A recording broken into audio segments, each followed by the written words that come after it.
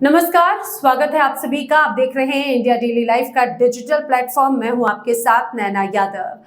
देखिए, कई ढेर सारी खबरें हैं जो आज सभी का ध्यान अपनी तरफ आकर्षित कर रखी है। चुनाव का वक्त है और चुनाव के वक्त में जो भी कोई घटना होती है वो राजनीति से जरूर कनेक्ट हो जाती है। लेकिन पिछले कुछ वक्त से अगर हम राजधानी दिल्ली की बात करें तो सबसे ज्यादा जो लोगों का आकर्षण या फिर लोगों का जो ध्यान अपनी तरफ केंद्रित कर रखी है वो है अरविंद केजरीवाल।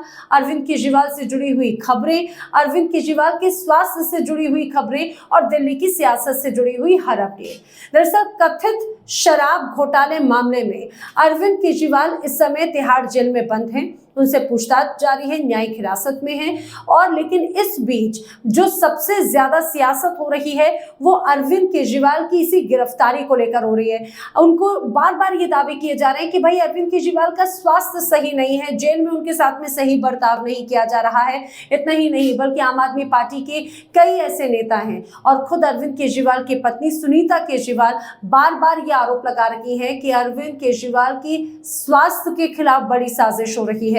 यहां तक कहा जा रहा है कि अरविंद केजरीवाल को मारने की साजिश हो रही है, अरविंद केजरीवाल को स्लो पॉइजन देने की कोशिश की जा रही है। ये पूरी घटना, ये पूरी तस्वीर, सियासत क्या है, इस पर जेल प्रशासन की तरफ से क्या प्रतिक्रियाएं सामने आई हैं वो मैं आपको आगे बताऊंगी। लेकिन उसके पहले अभी तक आज की जो बड़ी खबर है जान लीजिए। दरअसल अरविंद केजरीवाल को लेकर याचिका दायर की गई थी, एक पीआईएल दायर की गई थी और उसमें अरविंद केजरीवाल को अंतरिम जमानत देने की मांग की गई थी। ये जो पूरा प्रोसेस था, ये याचिका, ये पीआईएल दिल्ली हाईकोर्ट में दायर की गई। लेकिन आपको ये मैं बताती चलूं कि ये जो याचिका दायर की गई थी वो ना ये अरविंद केजरीवाल की तरफ से, ना उनके वकीलों की तरफ से, ना आम आदमी पार्टी की तरफ से, ना कोई उनके करीबी की तरफ से दाखिल की गई, बल्कि एक थर्ड पर्सन की तरफ से ये पीआईएल दाखिल की गई एक संस्था के माध्यम से। अब इस बीच उसमें यह कहा गया कि भाई अरविंद केजरीवाल को अंतरिम जमानत दी जाए ताकि वो दिल्ली की जनता के बीच में मौजूद रहें और वो सरकार चलाते रहें। लेकिन अब इसी बात का विरोध खुद अरविंद केजरीवाल के वकीलों की तरफ से किया गया। उनका कहना था कि सीआरपीसी की धाराओं में अपने आप में इस बात का उल्लेख है कि अंतरिम जमानत की याचिका या तो खुद आरोपी या आरोपी की तरफ से उनके वकील या उनके जो साथ करीबी वाले हैं वो ही दे सकते हैं, इसके अलावा और कोई याचिका नहीं दे सकते। इतना ही नहीं, ना सिर्फ विरोध बल्कि वकीलों की तरफ से इस बात को लेकर नाराजगी भी जताई गई थी। नाराजगी जताते हुए खुद केजरीवाल के वकीलों ने जज साहब को कहा कि इस याचिका को ना सिर्फ खारिज किया जाए बल्कि इस पर सख्त एक्शन भी लिया जाए, क्योंकि ये जो याचिका, ये जो पीआईएल दाखिल की गई है, ये सिर्फ एक पॉलिटिकल स्टंट नजर आता है, इसके अलावा कुछ और नहीं। बहरहाल हुआ भी यही।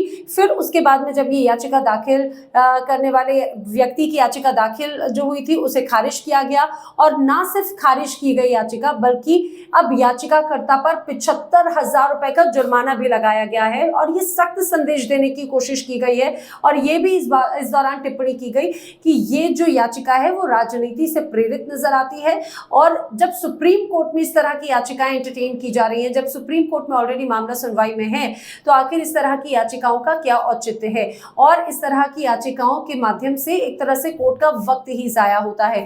बहरहाल ये एक बात हुई। लेकिन अब मैं बात करती हूँ अरविंद केजरीवाल की स्वास्थ्य से जुड़ी हुई। आपका ध्यान केंद्रित करते हैं इंसुलिन और शुगर को लेकर। दरअसल बार बार ये दावा किया जा रहा है आम आदमी पार्टी की तरफ से कि अरविंद केजरीवाल का स्वास्थ्य ठीक नहीं रहता। वो शुगर पेशेंट हैं, वो डायबिटीज पेशेंट हैं, डायबिटिक हैं और ऐसे में उनका जो शुगर लेवल है वो 250 के भी पार लगभग 300 तक जा पहुंचा है। ये आम आदमी पार्टी की तरफ से दावा किया जा रहा है। आतिशी जो कि दिल्ली सरकार में मंत्री हैं, सौरभ भारद्वाज दिल्ली सरकार के मंत्री, संजय सिंह राज्यसभा सांसद बार बार ये मीडिया के सामने आके कह रहे हैं कि अरविंद केजरीवाल को इंसुलिन प्रोवाइड नहीं किया जा रहा।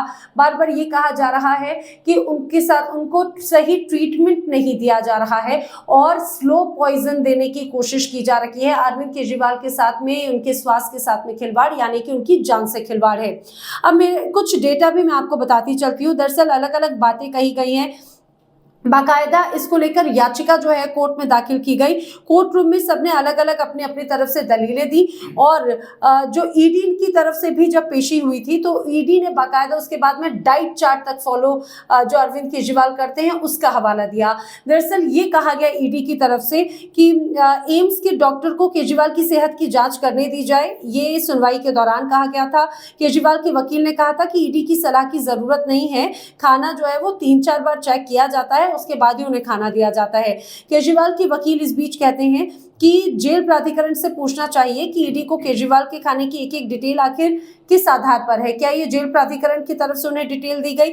आप ये समझिए कि इसमें 3 पार्टी हैं, एक अरविंद केजरीवाल के वकील, दूसरी पार्टी खुद ईडी और तीसरा जो है जेल प्रबंधन। इस पर जेल प्रबंधन की तरफ से कहा गया है केजरीवाल को जब जेल में लाया गया था तो वो पहले से ही इंसुलिन ले रहे थे, लेकिन बाद में उन्होंने खुद इंसुलिन लेना बंद कर दिया।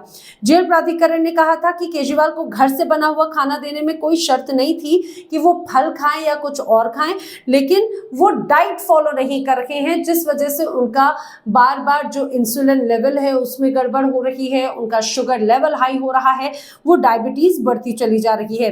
इस बीच ये भी कहा गया है कि वो डाइट फॉलो नहीं करते और एम्स से भी राय मिली, इसके अनुसार उन्हें आम से परहेज करना चाहिए।